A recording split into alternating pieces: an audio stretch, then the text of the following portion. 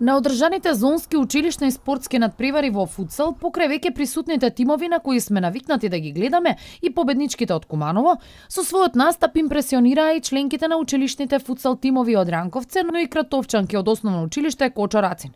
Иако завршија трети на зонските средби, предводникот на тимот, професорот по физичко образование Борче Спиридонов од Кратово, истакна дека овој град, лулка на фудбалот во земјава, од неодамна го доби и првиот женски фудбалски клуб, пошто интересот за најважната споредна работа на светот од страна на девојчињата расте. Тоа пак е причина плюс да настапуваат помотивирано, вели Спиридонов. Со женскава екипа веќе подолго време работиме. До сегашни резултати мислам најдобар успех имаме на 5-4 години Олимпијадата во Аеродром, второ место во женски, збориме за женски фудбал.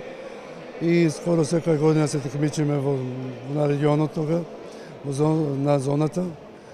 Секој пат сме, ако не први, меѓу вторите, мислам втори, така да со женски фудбал работиме константно повеќе години колку што јас ги водам.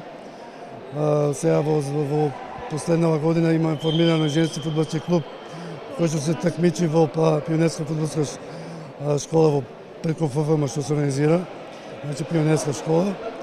И се такмичиме таму. Има ли тоа квалитетот на игра кај вашите ученици? Значи, претпоставам дека и учениците учествуваат во голем број во ваквите активности. Секако подобрува, има голем интерес, имаме опфатено повеќе возрасти на генерации, значи од 2006 до 2001-2002 година, значи повеќе имаме некаде околу членови, околу 40 девојчиња.